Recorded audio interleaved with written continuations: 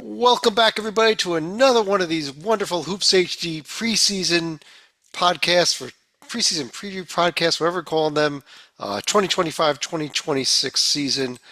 I'm your host, Chad Sherwood, joined by John Teitel, David Griggs, John Salika, David Dorman, and Matt Zakowski for our Big East preview show right here on the Hoops HD season previews 2025-2026. We Look still have at that that graphics department. artwork. Look at that artwork. An authentically wooden backboard. That's old school Yeah, backboard that's an there. old school backboard. This is our Big East show, like I mentioned here. We've got not as many teams to go over in this conference as we have in the SEC and the Big Ten that we've recorded earlier this week. But we do have some pretty good teams in these conferences. And Matt, since this is your first time joining us, why don't I start out with you at the top, or one of the two teams up there for the top? You know, I got to ask, is Danny Hurley on the hot seat Woo. because he did not bother winning a championship last year, when he does it every other year? How about Oh, the UConn Huskies? yeah. Plus, I think he'll be off the hot seat 'cause I expect them to win at least one or two titles this year. And then the Big East, and I think even beyond, there's potential for that. I think they reloaded. They're a better balanced roster this year. I think a little more modern style. Got some shooting coming in, playmaking, and I think they're going to be much better and right toward the top of be the top of the Big East. I think toward the top of the country as well. Yeah, Dorman, what do you think about this UConn team though? Could this team be back in Final Four in contention for the Final Four? Yeah, as crazy as it sounds, I think Hurley was disappointed in himself almost last year. I think he took a lot of time this offseason to think about what his team needs, what he wants to go at, where he wanted to attack the NIL. Guys that on his team that I heard he had no problem letting go. So I look for probably say this about UConn, a rebound. I think UConn shoots right back to the top of the Big East and right in the mix in the country for one of the top teams. I think Curley's absolutely loaded with talent, some big time shooters, and I think he has talent at every position on the floor. Look for him to run up and down. They're really athletic and fast. Yeah, Greg, do you agree? Yeah, they weren't the preseason favorites at Media Day. I guess nothing against the Johnnies, and they're certainly worthy of that. But they are who I would pick to win the league. I just think that this UConn team, probably for the same reasons as everybody else, is going to bounce back. And it seems strange to call that coming off of a 24 win season where they went to the round of 32, a year that they need to bounce back from. But I don't. They're not my pick to win it all as in the national champions, but they're certainly, I think, back to being a Final Four caliber team this year. They're freaking good. Yeah, they only gave themselves one real non-conference road test, the game at Kansas. But Yeah. obviously some good tests with BYU, Arizona, Illinois, and how about starting out the season with our newest member of D1? A little shout out to New Haven. That's the Chargers, if I'm correct. Yeah, Uh, New Haven. Florida. Yeah. How? they Yeah. got Yeah. Florida later on too. Thank you, Yeah. Dorman. We'll welcome them in next week on Under the Radar. New Haven. Have they Mhm. played an exhibition game yet? Or are they D1 ish yet? We'll have to check on that. Griggs, you're in charge of the exhibition tab on Yeah. this site. You I should can't know these remember answers. things like that. I'm What's thinking they didn't. But what's their nickname, Stalika? The Chargers. So show Oh, me your lightning bolt. yeah.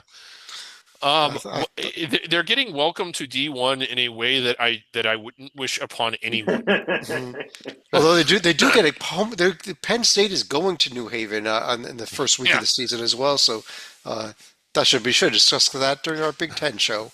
Yeah. Uh, Mr. Titel, Griggs mentioned that actually the Big East preseason media polls actually want the Johnnies to win the conference this year. Do you agree with that? And what are your thoughts on this team? I do. They have the best Coach Pitino in the conference now that there are multiple Coach Patinos in the conference. The schedule is brutal. They will play three SEC teams: Alabama, Ole Miss, Kentucky. They could also play three Big 12 teams. They get Iowa State and Baylor in the players era, but they might also get Houston or Kansas, who are in the field, depending on how the bracket shakes out. The star of the show is All Big East first teamer Zubi Ejiofor. He led the nation last year with over 4 offensive rebounds per game. They bring in a ton of transfers. The several that caught my eye: Ozias Sellers, one of the best free throw shooters in Stanford history; Bryce Hopkins, who was first team All Big East back in 2023, only 17 games combined the past 2 years due to injuries; Dylan Darling from Idaho State, about 20 points a game. He was top 25 in the nation in scoring last year. And then you bring in Ian Jackson from Chapel Hill, former McDonald's All-American. He made the ACC All-Rookie team last year. It's a lot of moving pieces with all these transfers, but I believe in Pitino. I believe in this team. They are going to be fan-freaking-tastic. They are. Wow. The only counterpoint I would make to that schedule is their first true road game is not going to be till December 31 when they go to Georgetown. And even that may not be much of a road game if Johnny's fans end up making the trip to DC for New Year's Eve. Yeah, no non-conference true road games, and that's we'll see how that plays out when you get into March and when you get to the tournament, especially with maybe more of a down year for the Big East beyond these first couple of teams. But Matt, do you agree with him about the Johnnies? I like UConn better. I like UConn's roster construction a little better.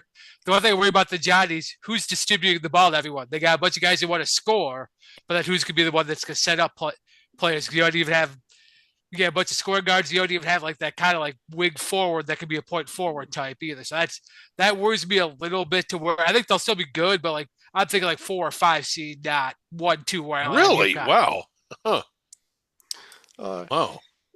Yeah, but that's an interesting point, Matt. That you're absolutely right. I don't know if it'll knock them down to a 4 or 5 seed, but in assessing their roster, you're right. Well, beyond that, there's only one other team that even made the top 25 in the poll, Salika, and that was Creighton. Do you like this Creighton team? I mean, I'm probably not expecting you to say you think they're going to contend with the top two, but everybody else, are they your favorite team?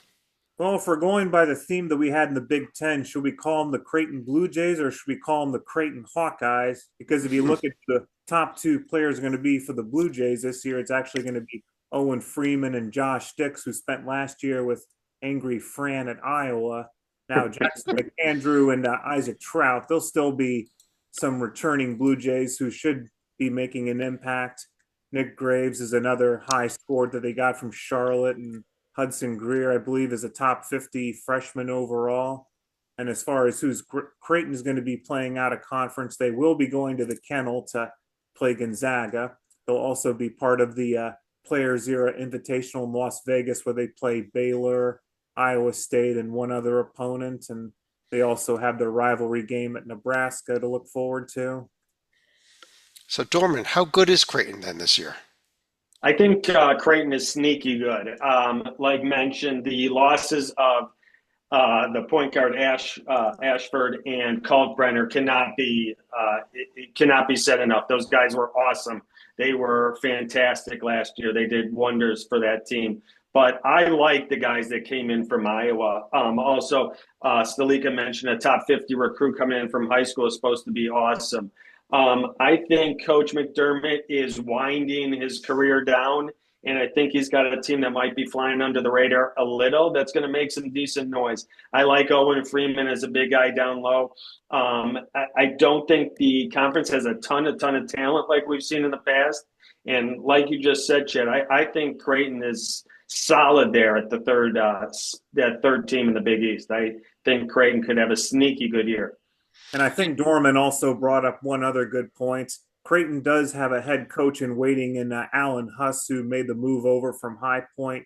He was McDermott's top assistant for several years and now going to be the next head coach at Creighton, and who knows how many years now. Left after he took him to the tournament last year. Mm-hmm. Alan Huss is a good coach. That's an interesting move going with a head coach in waiting, but in a program like Creighton, I could see it working. Just in general, Creighton, I think they're a top 25 team this year, and I think they're a top 25 national program. And in the inception of the current format of the Big East, when it was the original, I guess, Catholic 7, and then Xavier, Creighton, and Butler came over, I was probably the least excited about Creighton at the time and thought that if anybody was going to take off, it would have been Xavier or Butler. But they're sort of one of the better programs in the Big East and a top 25 program in the nation. Wouldn't you all agree? Yeah, they're really treated as like a professional team there in Nebraska. They don't have a professional team around them, and they get a tremendous NIL benefit. They have some big time donors. They're bringing in some. Their facilities are top notch. They give their coaches very nice salaries from the top to the bottom. I agree with you, Griggs. This is run like a professional organization, and it's done the right way. Beyond these first three teams we discussed, Matt, you're our Marquette guy, and I like your team fourth best in this conference. But what are your thoughts on him?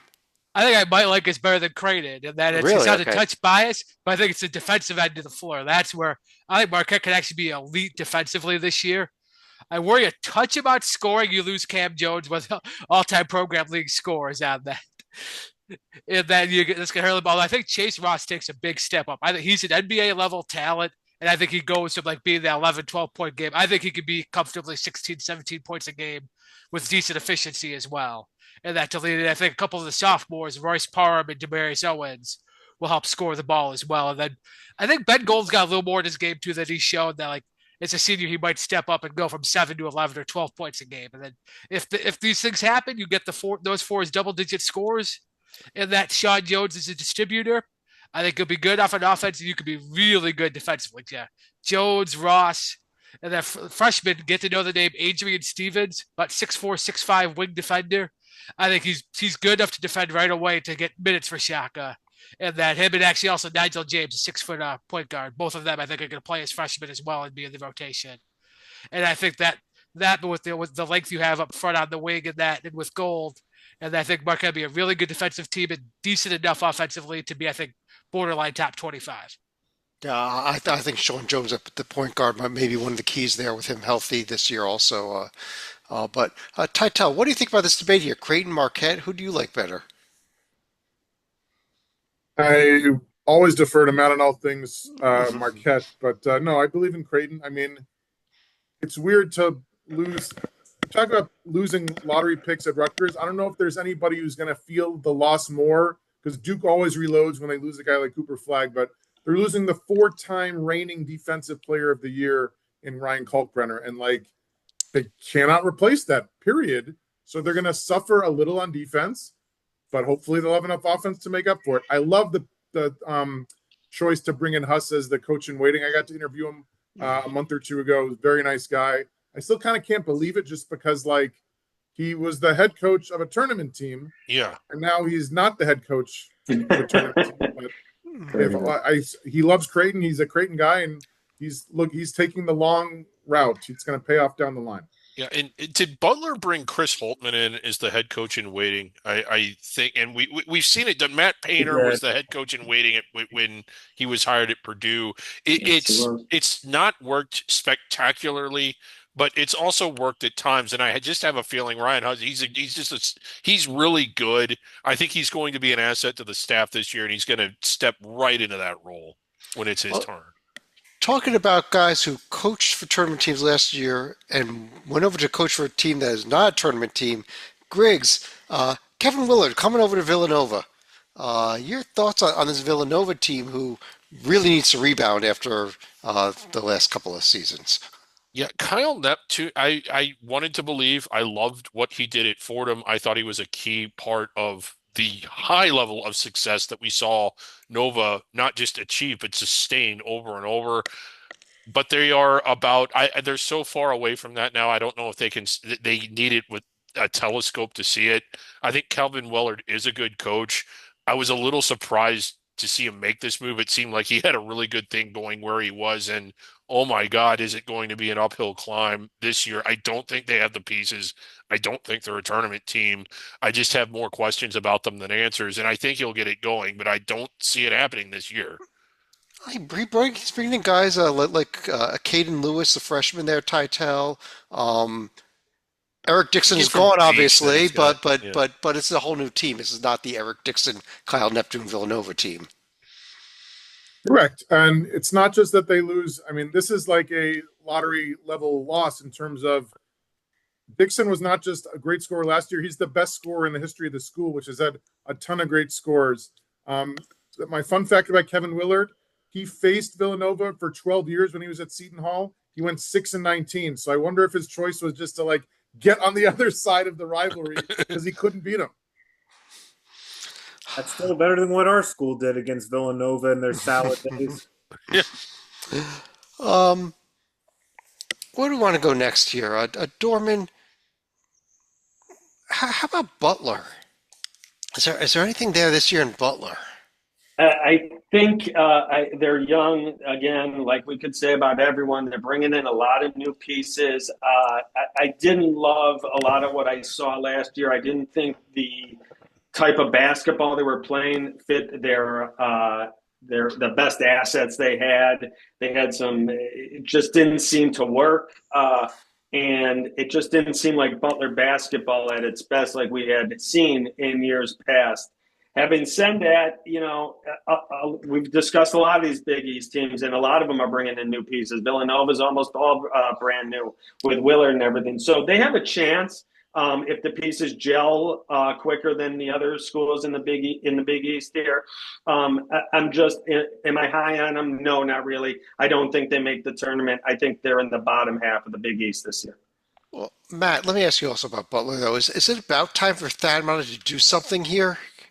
Yeah, there's one. I think they really ought to have a coaching waiting succession plan. Although there's probably not an amount of staff, but you could have brought someone there that because it's just unfortunately he just doesn't have the energy. And in a place like Butler, you probably need to be young, hungry, have a staff full of guys that can do that. And they don't have great NIL there, but like another plan needs to be in place because this current one is not working.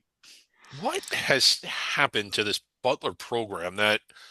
I mean, so successful in the days of Brad Stevens certainly, and I'm blanking on the guy's name. Gordon Hayward. Yeah, Hayward, Holtman was there. Licklider, all the way back. I mean, this was a program. Is an under the radar program, played its way into being one of the top 25 programs in the nation. And it wasn't that they got to the Big East and got overwhelmed. They had some really good years in the Big East. This is a school, an institution that really values basketball. What happened? In Thad Matta, it's not like he's been great everywhere he's been.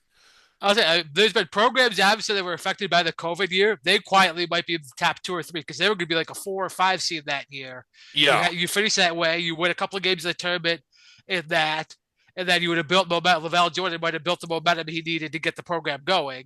Instead, no tournament because it gets canceled, unfortunately, and that you lose all that momentum, and he wasn't able to basically rebuild it to where it was that year. it's a good point. Very point. Stalika, how about Providence? Kim English's team here. There's a lot of portal moves this year that make the team a little interesting, don't they? Evidently, it's probably interesting enough that they were actually picked to finish 4th in I guess by the coaches in the media. I can't see that. I waited this long because I don't believe in the media, but go ahead. I mean, I get that they couldn't rely on Bryce Hopkins, at least from a health standpoint, but they must be really high on guys like Jason Edwards, who's coming over from Vanderbilt, averaged, I think, about 18 points for the Commodores. And you also had Duncan Powell, who is putting up some decent numbers at Georgia Tech. They do have a top 100 freshman in Jameer Jones, but even then, I probably would have thought Providence is more of a 6th place team in the Big East. Yeah, Griggs, you're kind of with him, I think, right? Yeah, I am. I was kind of surprised. I'm not saying this to be funny. When I saw the poll come out, I had to double check it to make sure I was looking at the men's poll. Like Jason Edwards, great player. I just don't see this team being. I mean, how can they be picked ahead of Marquette and even Georgetown, who we haven't discussed yet? It looks to me like they have a little more than what Providence has. Well, Titel, let's go to that question. Georgetown, you were at their media day. It was yesterday or today, and today. Thank you. And do they have more than Providence has? Yes, which it's hard to understand, but I'll try to explain. So keep in mind, like this team won 9 games 2 years ago and 18 last year. So the great improvement. They did lose 2 draft picks, much like Rutgers, in Thomas Sorber, who went to the Thunder but is out for the year with an injury, and Micah Peavy, who was drafted in the 2nd round by Golden State. The cupboard is not bare. They bring back their leader, point guard Malik Mack. He was decent in the season and then exploded in the Crown. He averaged 31 points a game. He made 12 of 23s in their 2 games. So I believe in Mack. I got to interview Langston Love today, the Baylor transfer. I posted it earlier today, so I hope you like it. Very nice kid. Career 39% shooter behind the arc. I think he's going to come in and contribute. The most amazing is KJ Lewis from my Arizona Wildcats. He averaged 11 points a game last year off the bench. He's preseason All Big East second team. Like, that seems that somebody knows something I don't, because he was good last year. I did not think he was second team good. And I got to keep an eye on his Caleb Williams. Last year, he started 14 games as a freshman. In their exhibition win at GW last Saturday, 20 points, 4 of 7 behind the arc, 0 turnovers. Yeah, I mean, this is year 3 under Ed Cooley, Matt. I mean, this is when he should have his team together. Yeah, I think I kind of sneaky like them. And if there's going to probably be a 5th Big East team behind the top 4 we discussed for the tournament, I think it would be Georgetown. Also, I think he basically missed all last season, but Hafanga, the center, was a highly rated recruit. I think really skilled, and Cooley does well with big guys like that. I think you can almost play through him in the post a little bit, and then run the offense through a bit. I like this Georgetown team. I think they could be sneaky good, and also the addition by subtraction of Jaden Epps. Look how Illinois did after he left, and we're going to see now how Georgetown does after he left. I'm also happy to report that after they had the second worst non-conference schedule in the country last year, Clemson, Maryland, North Carolina, they are really taking it up a notch. Not that there was anywhere to go but up. Including they're playing Maryland. That's awesome. That's that is awesome.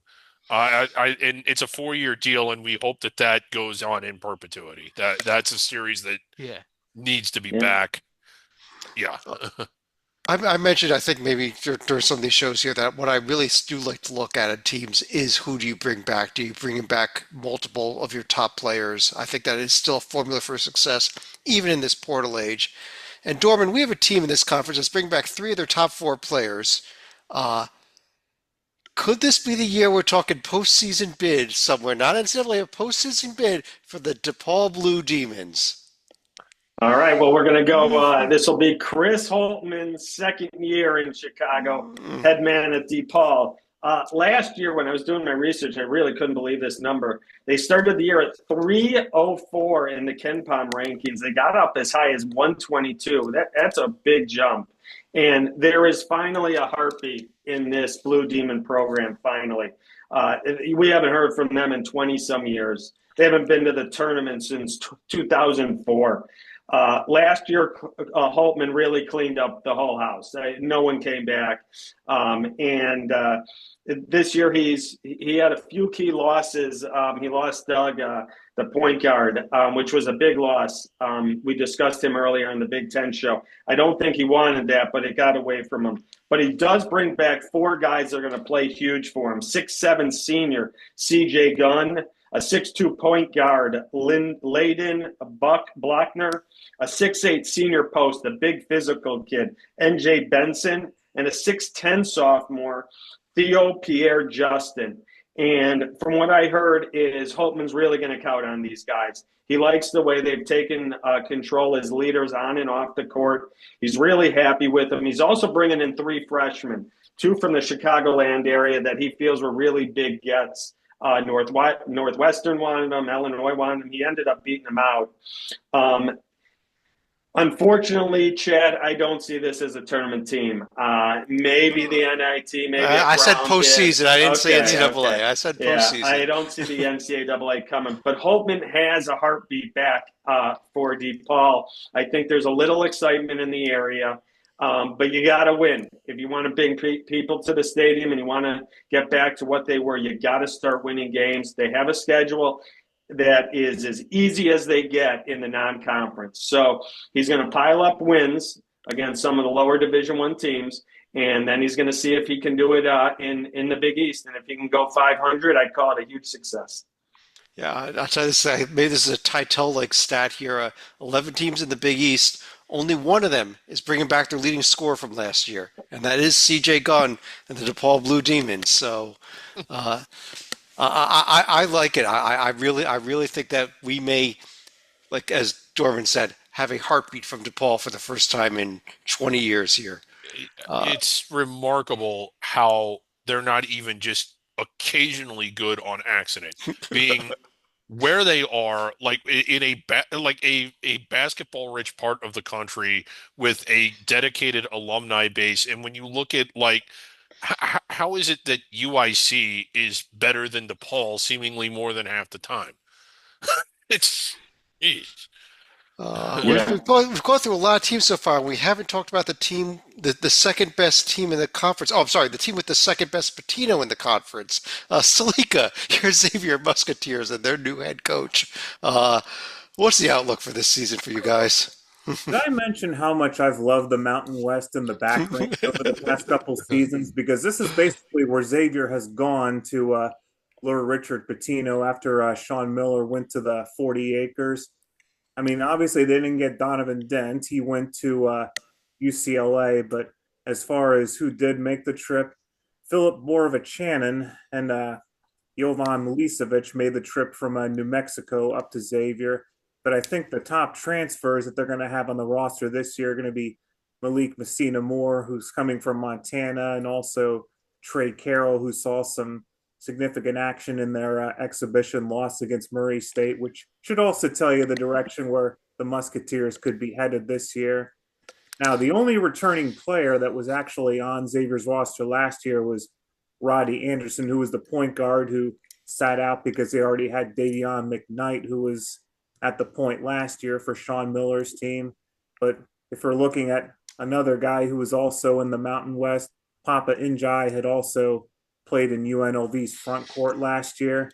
Now, the one positive for Xavier, not as many injuries during the offseason, none of which was season ending, although Gabriel Pizzato was another guy in the backcourt that we won't see until December because he had transferred in from Evansville and I guess had some kind of a injury back in September, like right before Midnight Madness.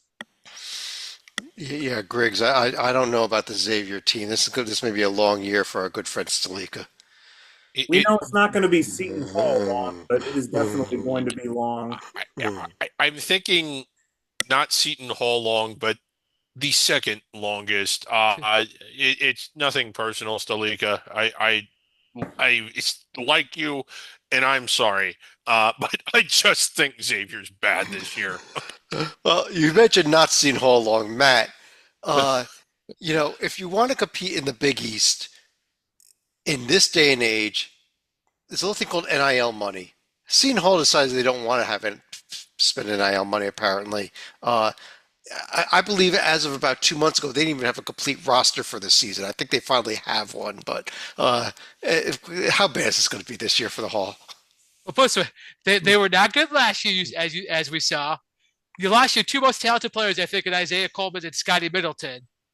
That's not a good formula to improve when you're dead last and you lose your two best players and you didn't really bring anything to replace them. So, like, this is again, they're gonna be a single-digit win team, probably about 3 or 4 in the Big East. If the Big East was stronger, it wouldn't even be that. But this is gonna be a long, long year in South Orange. I think you're generous giving them 3 or 4 Big East wins, honestly. Um, Um, I'm around how much one. of the? I'm sorry, Chad, but how much of this is Rasheed Holloway is clearly a pretty good coach. Is but again, he's not, it doesn't matter how good of a driver you are. If you're given a clunker to drive, you're not going to beat anybody in a race. I mean, like, this is just an institutional decision not to compete. And that's fine. I'm not even dogging them for that. But you said something off air, Chad, and I kind of blew it off, but I'm starting to think if you're not going to spend NIL money, is this even a good conference for you to be in? I said, "Oh, fair. Let's send them over to Metro Atlantic." You said A10. I said Metro Atlantic. I'm just I'm done with that. Yeah. Uh, but I think it's a You're, serious you're question though. choosing not to compete if you're not going to spend, and maybe you don't want to, maybe you don't have it, maybe it just doesn't fit the philosophy of your institution or athletic department. But if you're not going to do it, you're going to be 11th a lot.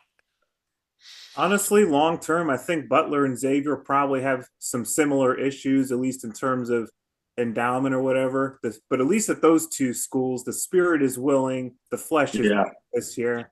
Yeah.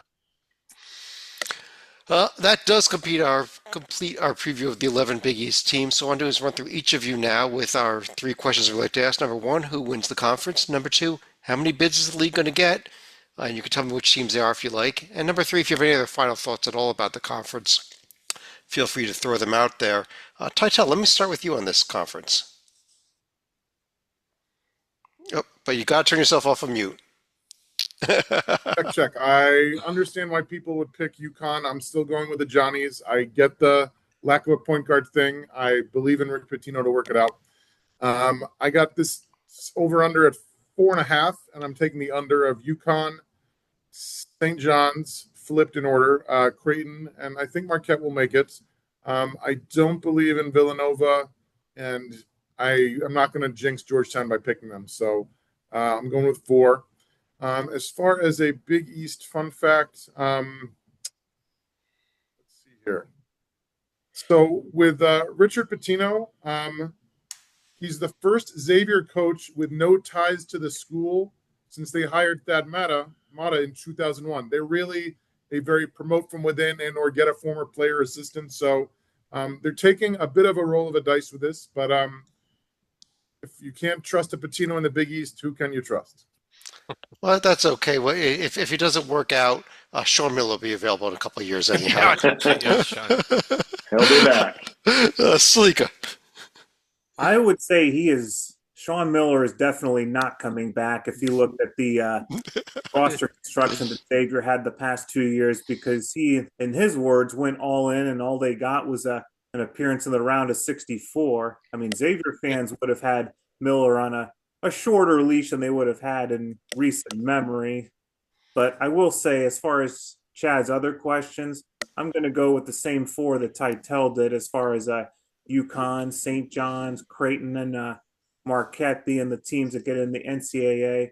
I think UConn, just because they probably have more returning talent, they would probably be my favorite to win the Big East this year. I don't know if Alex Caravan was the last Kevin Ollie recruit. It seems like he's been around that long in stores. But if I had to look for another team that could potentially surprise, I think it would be the Hoyas, because Cooley's probably is starting to get his system in place for the Hoyas. All right, Dorman.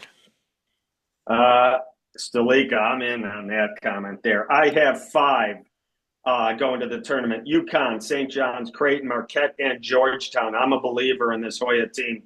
St. John's and Madison Square Madness is back. Patino's got that place rocking. I like St. John's to win the regular season title. But like I said, my 5th team is Georgetown. I think this team, like Stalika just said, Cooley finally has his hands on what he wants.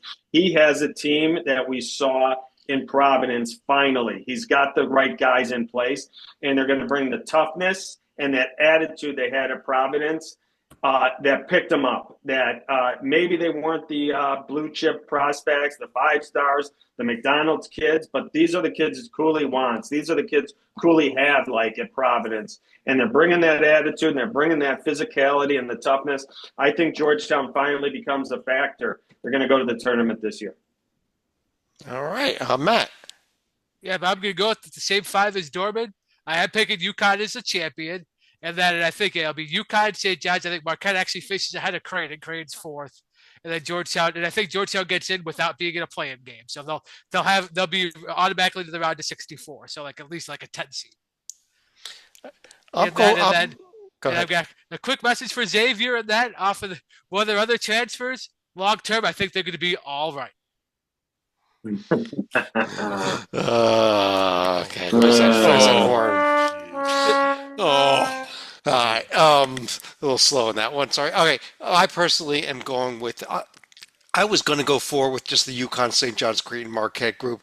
I think there probably is a 5th, but I really don't know who it's going to be. You guys have got me looking at Georgetown more than I had been. The polls told me to look at Providence. I think Kevin Willard might even do something at Villanova here. So I think one of those three. I'm gonna go with you guys and go with Georgetown as my 5th for now. But I've got a real big asterisk against that one, I guess. As far as winning it, I think UConn is the best team in the conference, but in honor of our of Zach Singer, I'm taking St. John's to win the conference. I kind of wish Rocco Miller were here because he's the one that's always been high on Kim English and Providence in the past, because I would have liked to hear his explanation there. Yeah, but he Yeah. got arrested by airport security. So, Yes, he was with us earlier today when we recorded our Big Ten show. And then TSA came and took him while we were off the air. We yeah, hope he's okay. Our best right. wishes out to Rocco. Yeah, best wishes, Rocco. Stay strong, buddy. We'll get you out of there. Craig, you want to finish off the show? Yeah, I realize that it's boring for so many people to say the four teams and then take the same four teams, but those are the four I like. Johnny's, UConn, Creighton, and Marquette. I like UConn to win it all. I think we're kind of up in the air as far as it's either UConn or St. John's. I certainly think they're both really good. But the reason it's boring is because this conference just kind of lays out that way. I think you've got two not just protected seeds, but solid protected seeds in UConn and in the Johnnies. I think you got another team that's in the top half of the bracket, but not protected seed in Creighton and Marquette.